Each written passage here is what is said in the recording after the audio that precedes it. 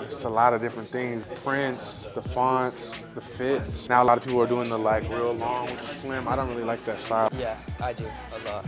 It's like my passion. I'm only 14, and it's just really interesting to me.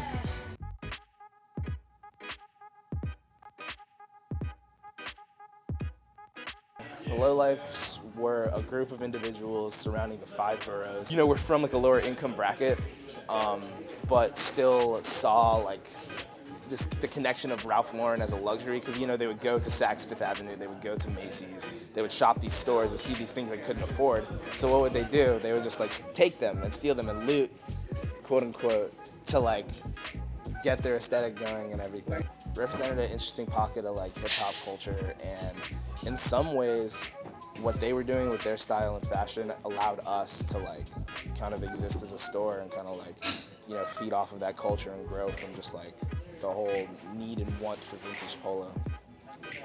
A lot of our customers aren't even as old as the t-shirts, but we'll get all over. Honestly, we see everything. It's all ages. 13-year-old in here buying some vintage shirt, and then there'll be a 50-year-old that comes in and buys the same shirt, you know? So we're right on Melrose. We get kind of everyone. So we'll get a lot of tourists in here. We'll get a lot of just like people walking around, just going shopping. So we get tons and tons and tons of tourists from overseas, all over the place.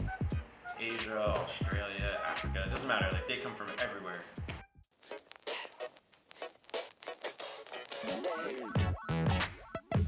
It's just so different from the newer fashion. Just all the older jerseys, all the older basketball players, all the old music. It's just very interesting to me.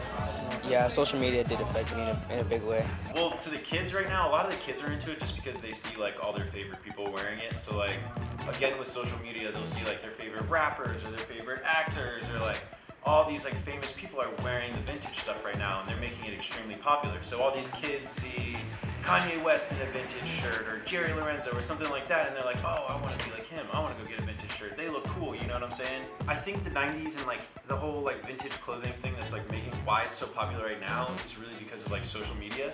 You can't just go to a store and buy it. You can't just find it everywhere. So when you buy that one vintage piece and it's that one piece you've been looking for, it's normally something that's like very rare and no one else has it.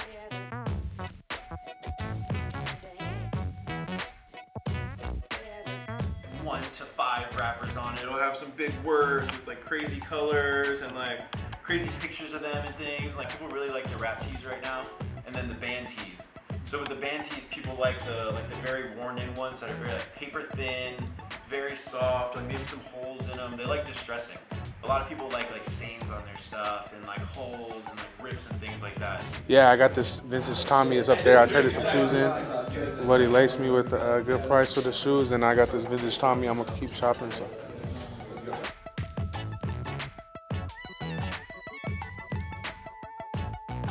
I'm not sure. All trends kind of just like die out and start up so fast that it's hard to really keep up and it's hard to really predict trends.